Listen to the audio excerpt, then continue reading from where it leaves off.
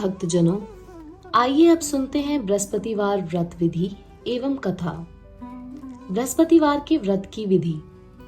बृहस्पतिवार के दिन जो स्त्री पुरुष व्रत करे उसको चाहिए कि वे दिन में एक ही समय भोजन करे, क्योंकि बृहस्पतिश्वर भगवान का इस दिन पूजन होता है। भोजन पीले चने की दाल आदि का करें, परंतु नमक नहीं खावें और पीले वस्त्र पहने। पीले ही फलों का प्रयोग करें। पीले चंदन से पूजन करें। पूजन के बाद प्रेम पूर्वक गुरु महाराज की कथा सुननी चाहिए। इस व्रत को करने से मन की इच्छाएं पूरी होती हैं और बृहस्पति महाराज प्रसन्न होते हैं। धन, पुत्र, विद्या तथा मन वांछित फलों की प्राप्ति होती है। परिवार को सुख तथा शांति मिलती है। इसलिए यह व्रत सर्वश्रेष्ठ है और अति फलदायक सभी स्त्री व पुरुषों के लिए है। इस व्रत में केले का पूजन करना चाहिए। कथा और पूजन के समय मन, क्रम, वचन से शुद्ध होकर जो इच्छा हो बृहस्पति देव से प्रार्थना करनी चाहिए। उसकी इच्छाओं को बृहस्पति देव अवश्य पूर्ण करते हैं, ऐसा मन में दृढ़ विश्वास रखना चाहिए। बृहस्पतिवार की कथा। एक समय की बात है कि भारतवर्ष में एक नरपति राज्य करता था। वह बड़ा ही प्रतापी और दानी था। वह नित्य प्रतिदिन मंदिर में दर्शन करने जाता था। वह ब्राह्मण और गुरु की सेवा किया करता था। उसके दरवाजे से कभी भी कोई निराश होकर नहीं लौटता तथा वह प्रत्येक गुरुवार को व्रत रखता एवं पूजन करता था। हर एक दिन गरीबों की सहायता करता था, परंतु यह सब बातें उसकी रानी को अच्छी नहीं लगती थी। वह ना व्रत करती और ना किसी को एक दमड़ी तक दान में देती थी तथा राजा से भी ऐसा करने को मना किया करती थी। एक समय की बात है कि राजा शिकार खेलने वन को गए थे। घर पर रानी और दासी थी। उस समय गुरु बृहस्पति देव एक साधु का रूप धारण कर राजा के दरवाजे पर भिक्षा मांगने गए तथा भिक्षा मांगी तो रानी कहने लगी, हे साधु महाराज, मैं इस दान और पुण्य से तंग आ गई हूँ। मेरे से तो घर का कार्य ही समाप्त नहीं होता। इस कार्य के लिए तो मेरे पतिदेव ही बहुत हैं। अब आप इस प्रकार की कृपा करें कि यह सब धन नष्ट हो जाए तथा मैं आराम से रह सकूं। साधु बोला, हे देवी, तुम तो बड़ी विचित्र हो। संतान और धन से कोई दुखी नहीं होता, इसको सभी चाहते हैं। पापी भी पुत्र की और धन की इच्छा करता है। अगर आपके पास धन अधिक है तो भूखे मनुष्यों को भोजन कराओ, प्याऊ लगवाओ, ब्राह्मणों को दान दो, धर्मशाला बनवाओ, कुआं, तालाब, बावड़ी, बाग बगीचों आदि का निर्माण कराओ। निर्धन मनुष्यों की कुंवारी कन्याओं का विवाह कराओ और अनेकों यज्ञ आदि धर्म करो। इस प्रकार के कर्मों से आपकी कुल और आपका नाम परलोक में सार्थक हो एवं स्वर्ग की प्राप्ति होगी। मगर वह रानी इन बातों से खुश ना हुई। वह बोली, हे साधु महाराज, मुझे ऐसी धन की भी आवश्यकता नहीं जिसको और मनुष्यों को दान दूं तथा जिसको रखने और उठाने में मेरा सारा समय ही बर्बाद हो जाए। साधु ने कहा, हे देवी, तुम्हारी ऐसी इच्छा है तो ऐसा ही होगा। मैं तुम्हें बताता हूँ, वैसा ही करना। बृहस्पतिवार के दिन घर को गोबर से लीपना, अपने केशों को धोना, केशों को धोते समय स्नान करना, राजा से कहना वह हजामत करवाए, भोजन में मांस मदिरा खाना, कपड़ा धोबी के यहाँ धुलने डालना। इस प्रकार 7 बृहस्पतिवार करने से तुम्हारा सब धन नष्ट हो जाएगा। ऐसा कहकर वह साधु महाराज वहां से अंतर ध्यान हो गए। रानी ने साधु के कहने के अनुसार वैसा ही किया। 3 बृहस्पतिवार ही बीते थे कि उसका समस्त धन नष्ट हो गया और भोजन के लिए दोनों समय तरसने लगे। सांसारिक भोगों से दुखी रहने लगे। तब वह राजा रानी से कहने लगा कि रानी, तुम यहाँ पर रहो, मैं दूसरे देश को जाऊं, क्योंकि यहाँ पर मुझे सभी मनुष्य जानते हैं, इसलिए कोई कार्य भी नहीं कर सकता। देश चोरी परदेश भीख बराबर है। ऐसा कहकर राजा परदेश चला गया। वहां जंगल को जाता और लकड़ी काट कर लाता और शहर में बेचता। इस तरह जीवन व्यतीत करने लगा। इधर राजा के घर रानी और दासी दुखी रहने लगी। किसी दिन भोजन मिलता और किसी दिन जल पीकर ही रह जाती। एक समय रानी और दासी को 7 रोज बिना भोजन के व्यतीत हो गए। तो रानी ने अपनी दासी से कहा, हे दासी, यहाँ पास ही के नगर में मेरी बहन रहती है। वह बड़ी ही धनवान है। तो उसके पास जाओ और 5 सेर बेझर मांग ला, जिससे कुछ समय के लिए गुजर हो जाएगी। इस प्रकार रानी की आज्ञा मानकर दासी उसकी बहन के पास गई और रानी की बहन उस समय पूजन कर रही थी, क्योंकि उस रोज बृहस्पतिवार था।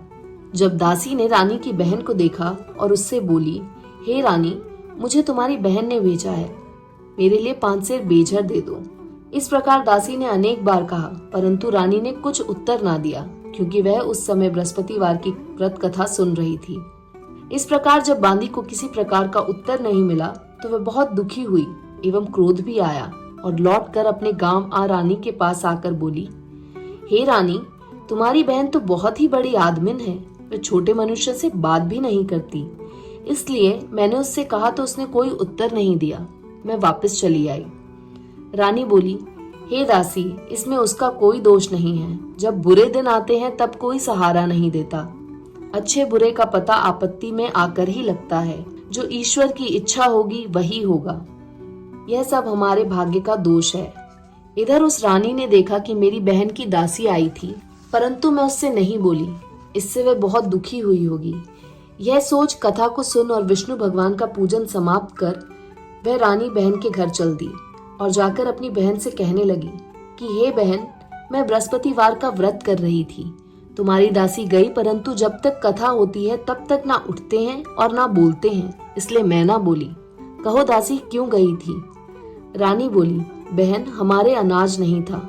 वैसे तुमसे कोई बात छिपी नहीं है, इस कारण मैंने दासी को तुम्हारे पास 5 सेर बेझर लाने के लिए भेजा था। रानी बोली, बहन देखो, बृहस्पति भगवान मनोकामना पूर्ण करते हैं। देखो, शायद तुम्हारे घर में अनाज रखा हो। इस प्रकार का वचन जब रानी ने सुना तो घर के अंदर गई और वहां उसे एक घड़ा बेझर का मिला। तब तो रानी और बांदी को बहुत खुशी हुई और दासी कहने लगी, हे रानी, देखो, वैसे हमको जब अन्न नहीं मिलता तो हम रोज ही व्रत करते हैं। अगर इनसे व्रत की विधि और कथा पूछ ली जाए तो इसे हम भी किया करें। तब उस रानी ने अपनी बहन से पूछा कि हे बहन, बृहस्पतिवार के व्रत की कथा कैसे है तथा ये व्रत कैसे करना चाहिए? रानी की बहन ने कहा, गुरु के व्रत में चने की दाल मुनक्का से विष्णु भगवान का केले की जड़ में पूजन करें तथा दीपक जलावें, पीला भोजन करें तथा कहानी सुने। इस प्रकार व्रत करने से गुरु भगवान प्रसन्न होते हैं, अन्न पुत्र धन देते हैं, मनोकामना पूर्ण करते हैं। इस प्रकार रानी और दासी दोनों ने निश्चय किया कि बृहस्पति भगवान का पूजन जरूर करेंगे। 7 रोज बाद जब बृहस्पतिवार आया तो उन्होंने व्रत रखा। घुड़साल में जाकर चना गुड़ बीन लाई तथा उसकी दाल से केले की जड़ का तथा विष्णु भगवान का पूजन किया। अब भोजन पीला कहाँ से आए? बेचारी बड़ी दुखी हुई, परंतु उन्होंने व्रत किया था, इस कारण गुरु भगवान प्रसन्न थे। 2 थालों में सुंदर पीला भोजन लेकर आए और दासी को देकर बोले, हे दासी, तुम्हारे और रानी के लिए भोजन है, तुम दोनों करना। दासी भोजन पाकर बड़ी प्रसन्न हुई और रानी से बोली, चलो रानी जी, भोजन कर लो। रानी को इस विषय में कुछ पता नहीं था, इसलिए वह दासी से बोली, तू ही भोजन कर, क्योंकि तू हमारी व्यर्थ में हंसी उड़ाती है। दासी बोली, एक महात्मा भोजन दे गए हैं। रानी कहने लगी, वह भोजन तेरे लिए ही दे गए हैं, तू ही भोजन कर। दासी ने कहा, वह महात्मा हम दोनों को 2 थालों में भोजन दे गए हैं, इसलिए हम और तुम दोनों ही साथ साथ भोजन करेंगी। इस प्रकार रानी और बांदी दोनों ने गुरु भगवान को नमस्कार कर भोजन प्रारंभ किया तथा अब वह प्रत्येक बृहस्पतिवार को गुरु भगवान का व्रत और विष्णु पूजन करने लगी। बृहस्पति भगवान की कृपा से फिर रानी और दासी के पास धन हो गया। रानी फिर उसी प्रकार आलस्य करने लगी। तब दासी बोली, देखो रानी, तुम पहले इस प्रकार आलस्य करती थी, तुम्हें धन रखने में कष्ट होता था, इस कारण सभी धन नष्ट हो गया। अब गुरु भगवान की कृपा से धन मिला है तो फिर तुम्हें आलस्य होता है। बड़ी मुसीबतों के बाद हमने ये धन पाया है, इसलिए हमें दान पुण्य करना चाहिए तथा भूखे मनुष्यों को भोजन कराना चाहिए। प्याऊ लगवाएं, ब्राह्मणों को दान दें, कुआं, तालाब, बावड़ी आदि का निर्माण करें, मंदिर पाठशाला बनवाकर दान दें, कुंवारी कन्याओं का विवाह करवाएं, धन को शुभ कर्मों में खर्च करें, जिससे तुम्हारे कुल का यश बढ़े तथा स्वर्ग प्राप्त हो और पितर प्रसन्न हो। तब रानी ने इसी प्रकार कर्म करने प्रारंभ किए तो काफी यश फैलने लगा। एक दिन रानी और दासी विचार करने लगी कि ना जाने राजा किस प्रकार होंगे, उनकी कोई खबर नहीं। गुरु भगवान से उन्होंने प्रार्थना की और भगवान ने रात्रि में राजा को स्वप्न में कहा, हे राजा, उठ, तेरी रानी तुझको याद करती है, अपने देश को चलो। राजा प्रातःकाल उठा और विचार करने लगा। स्त्री जाति खाने और पहनने की संगिनी होती है, पर भगवान की आज्ञा मानकर वह अपने नगर के लिए चलने को तैयार हुआ। इससे पूर्व राजा परदेश चला गया तो परदेश में दुखी रहने लगा। प्रतिदिन जंगल में से लकड़ी बीन कर लाता और उन्हें शहर में बेचकर अपने दुखी जीवन को बड़ी कठिनता से व्यतीत करता था। एक दिन राजा दुखी होकर अपनी पुरानी बातों को याद करके रोने लगा। तब उस जंगल में से बृहस्पति देव एक साधु का रूप धारण कर आ गए और राजा के पास आकर बोले, हे लक्कड़हारे, तुम इस सुनसान जंगल में किस चिंता में बैठे हो, मुझको बतलाओ। यह सुन राजा के नेत्रों में जल भर आया और साधु को वंदना कर बोला, हे प्रभु, आप सब कुछ जानने वाले हो। इतना कह साधु को अपनी संपूर्ण कहानी बतला दी। महात्मा दयालु होते हैं। उससे बोले, हे राजा, तुम्हारी स्त्री ने बृहस्पति देव का अपमान किया था, जिस कारण तुम्हारी ये दशा हुई। अब तुम किसी प्रकार की चिंता मत करो, भगवान तुम्हें पहले से अधिक धनवान करेंगे। देखो, तुम्हारी स्त्री ने भी बृहस्पतिवार का व्रत प्रारंभ कर दिया है और तुम मेरा कहना मानकर बृहस्पतिवार को व्रत करके चने की दाल गुड़ जल के लोटे में डालकर केले का पूजन करो, फिर कथा सुनो। भगवान तेरी सभी मनोकामनाओं को पूर्ण करेंगे। साधु को प्रसन्न देखकर राजा बोला, हे प्रभु, मुझे लकड़ी बेचकर इतना पैसा नहीं मिलता जिससे भोजन करने के उपरांत कुछ बचा सकूं। मैंने रात्रि में अपनी रानी को व्याकुल देखा है। मेरे पास कुछ भी नहीं जिससे उसकी खबर मंगा सकूं। और फिर कौन सी कहानी कहूं, यह मुझको कुछ भी मालूम नहीं है। साधु ने कहा, हे राजा, तुम किसी बात की चिंता मत करो। बृहस्पतिवार के दिन तुम रोजाना की तरह लकड़ियां लेकर शहर को जाओ। तुमको रोज से दुगना धन प्राप्त होगा, जिससे तुम भली प्रकार भोजन कर लोगे तथा बृहस्पति देव की पूजा का सामान भी आ जाएगा। और बृहस्पतिवार की कहानी निम्न प्रकार से है। बृहस्पति देव की कहानी। प्राचीन काल में एक ब्राह्मण रहता था। वह बहुत निर्धन था। उसके कोई भी संतान नहीं थी। उसकी स्त्री बहुत मलिनता के साथ रहती थी। वह स्नान न करती, किसी देवता का पूजन न करती, प्रातःकाल उठते ही सर्वप्रथम भोजन करती, बाद में कोई अन्य कार्य करती थी। इससे ब्राह्मण देवता बड़े दुखी थे। बेचारे बहुत कुछ कहते थे, किंतु उसका कोई परिणाम न निकला। भगवान की कृपा से ब्राह्मण की स्त्री के कन्या रूपी रत्न पैदा हुआ और वह कन्या अपने पिता के घर में बड़ी होने लगी। वह बालिका प्रातः स्नान करके विष्णु भगवान का जाप करने लगी, बृहस्पतिवार को व्रत करने लगी। अपने पूजन पाठ को समाप्त करके स्कूल जाती तो अपनी मुट्ठी में जौ भरकर ले जाती और पाठशाला के मार्ग में डालती जाती। तब ये जौ स्वर्ण के हो जाते। लौटते समय उनको बीनकर घर को ले आती थी। एक दिन वह बालिका सूप में उन सोने के जौओं को फटक कर साफ कर रही थी। उसके पिता ने देख लिया और कहा, बेटी, सोने के जौं को फटकने के लिए सोने का सूप होना चाहिए। दूसरे दिन बृहस्पतिवार था। इस कन्या ने व्रत रखा और बृहस्पति देव से प्रार्थना करके कहा, हे प्रभु, मैंने आपकी पूजा सच्चे मन से की है, तो मेरे लिए सोने का सूप दे दो। बृहस्पति देव ने उसकी प्रार्थना स्वीकार कर ली। रोजाना की तरह जब वह कन्या जौ फैलाती हुई जाने लगी, जब लौटकर जौ बीन रही थी तो बृहस्पति देव की कृपा से सोने का सूप मिला। उसे वह घर ले आई और उससे जौ साफ करने लगी, परंतु उसकी माँ का वही ढंग रहा। एक दिन की बात है कि वह कन्या सोने के सूप में जौ साफ कर रही थी। उस शहर का राजपुत्र वहां होकर निकला। इस कन्या के रूप और कार्य को देखकर मोहित हो गया तथा अपने घर आकर भोजन तथा जल त्याग कर उदास होकर लेट गया। राजा को जब इस बात का पता लगा तो अपने प्रधानमंत्रियों के साथ उसके पास गए और बोले, हे बेटा, तुम्हारा किसी ने अपमान किया है अथवा कोई और कारण हो सो कहो, मैं वही कार्य करूंगा जिससे तुम्हें प्रसन्नता हो। अपने पिता की राजकुमार ने बातें सुनी तो वह बोला, मुझे आपकी कृपा से किसी बात का दुख नहीं है। किसी ने मेरा अपमान नहीं किया है, परंतु मैं उस लड़की के साथ विवाह करना चाहता हूँ जो सोने के सूप में जौ साफ कर रही थी। यह सुन राजा आश्चर्य में पड़ा और बोला, हे बेटा, इस तरह की कन्या का पता तुम ही लगाओ, मैं उसके साथ तेरा विवाह अवश्य ही करवा दूंगा। राजकुमार ने उस लड़की के घर का पता बतलाया। तब मंत्री उस लड़की के घर गए और ब्राह्मण देवता को सभी हाल बतलाया। ब्राह्मण की कन्या का विवाह राजकुमार के साथ हो गया। कन्या के घर से जाते ही पहले की भांति उस ब्राह्मण देवता के घर में गरीबी का निवास हो गया।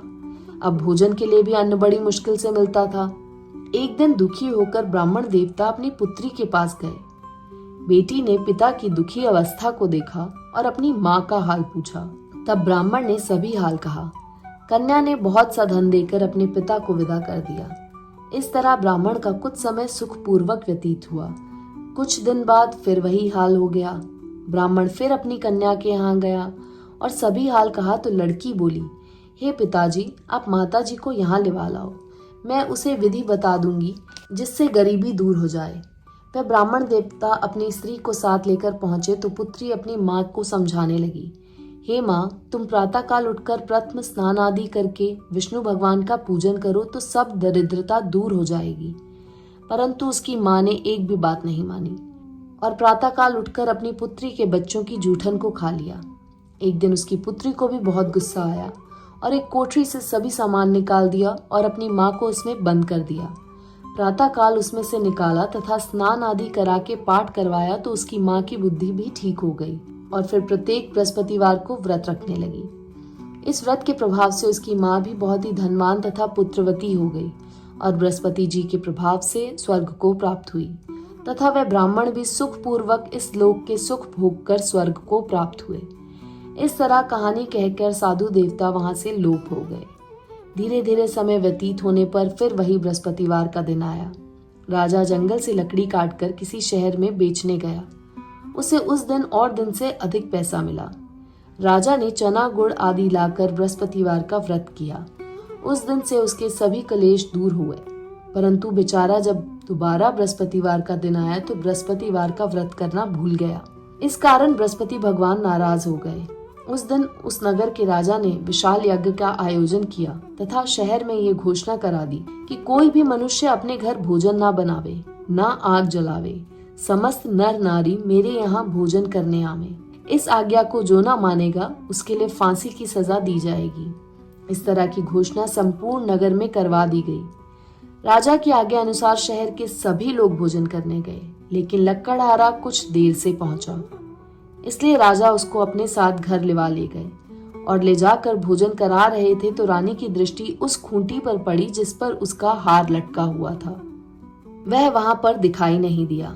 रानी ने निश्चय किया कि मेरा हार इस मनुष्य ने चुरा लिया है। उसी समय पुलिस को बुलवाकर उसको जेल खाने में डलवा दिया।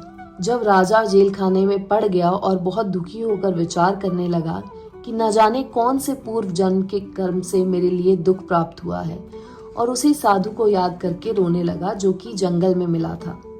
उसी समय तत्काल बृहस्पति देव साधु के रूप में प्रकट हो गए और उसकी दशा को देखकर कहने लगे, अरे मूर्ख, तूने बृहस्पति देव की कथा नहीं करी, इस कारण तेरे को दुख प्राप्त हुआ है।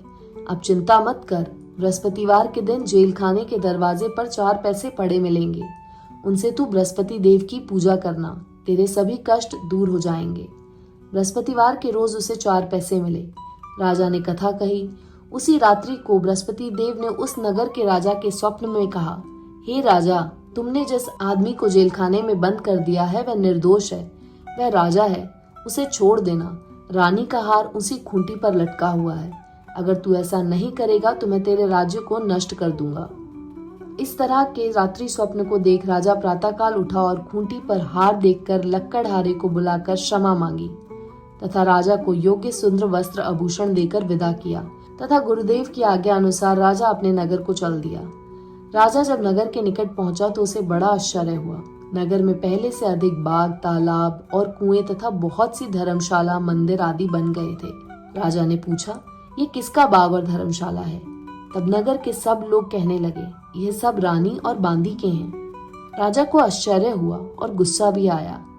जब रानी ने यह खबर सुनी कि राजा आ रहे हैं तो उसने बांदी से कहा कि हे दासी, देख राजा हमको कितनी बुरी हालत में छोड़ गए थे, वह हमारी ऐसी हालत देखकर लौट ना जाएं, इसलिए तू दरवाजे पर खड़ी हो जा।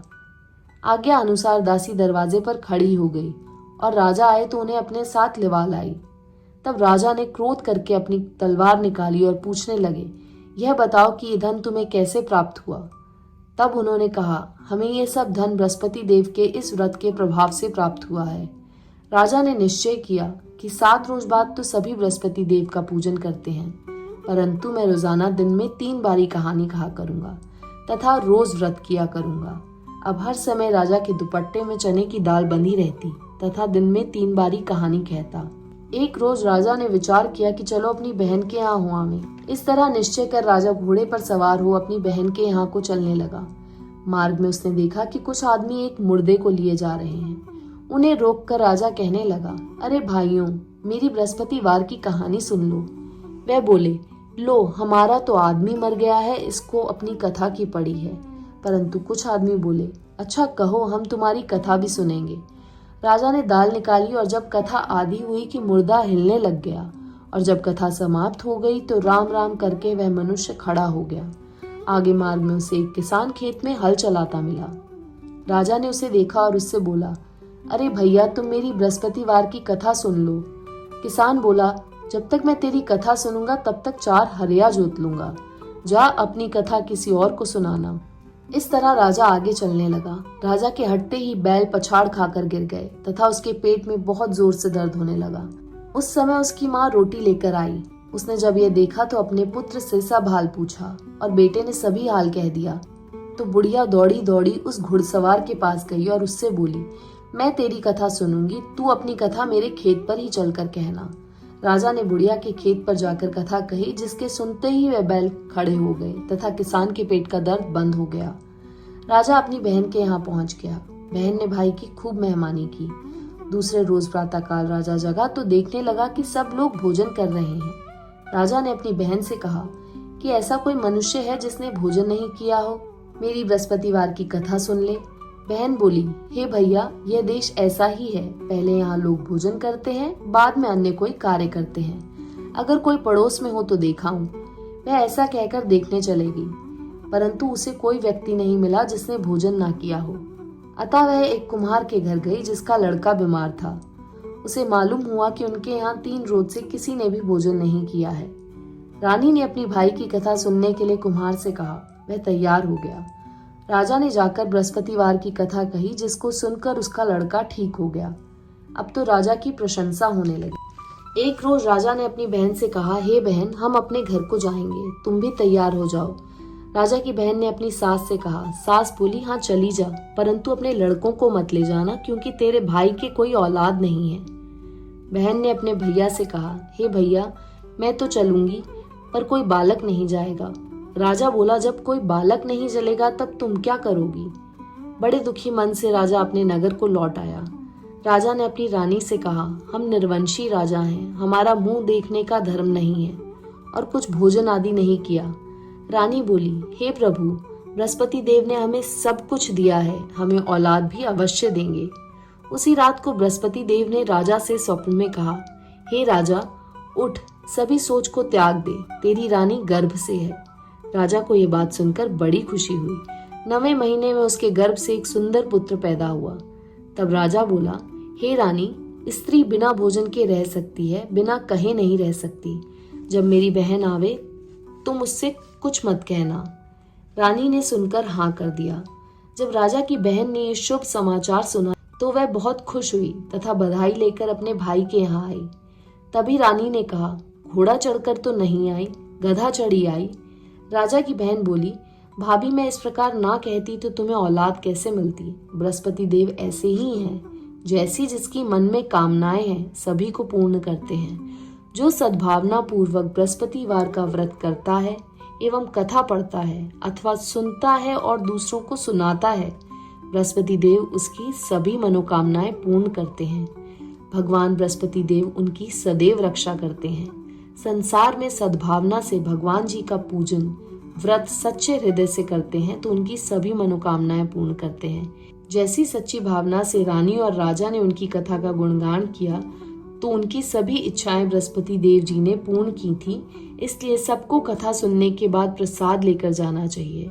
हृदय से उनका मनन करते हुए जयकारा बोलना चाहिए। बोलो बृहस्पति देव भगवान की जय, विष्णु भगवान की जय। बृहस्पति देव की आरती।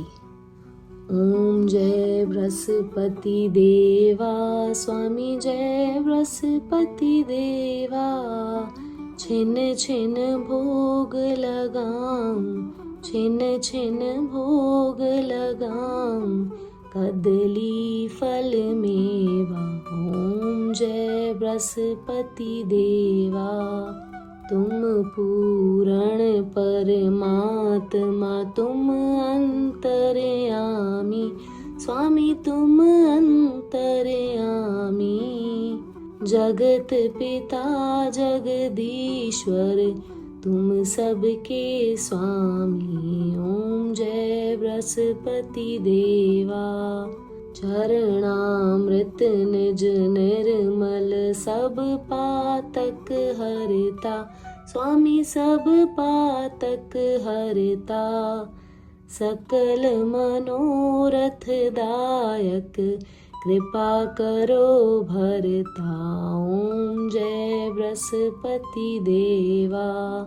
तन मन धन अर्पण कर जो जन शरण पड़े। स्वामी जो जन शरण पड़े। प्रभु प्रकट तब हो कर आकर द्वार खड़े। ओम जय बृहस्पति देवा। दीन दयाल दयानिधि भगतन हितकारी। स्वामी भगतन हितकारी।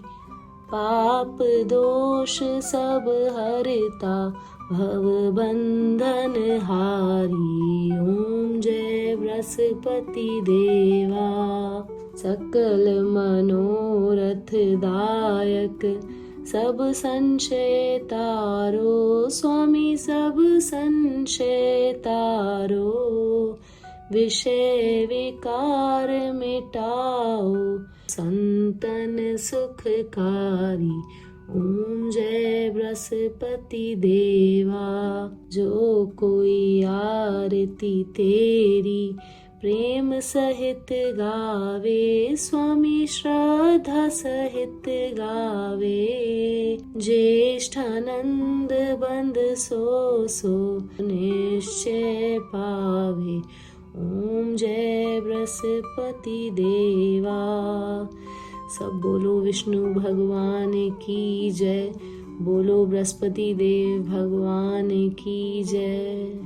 यदि आपको मेरे चैनल पर बृहस्पतिवार की कथा अच्छी लगी हो तो चैनल को सब्सक्राइब करें, लाइक करें और कमेंट में विष्णु भगवान की जय, बृहस्पति देव भगवान की जय लिखना ना भूलें। धन्यवाद।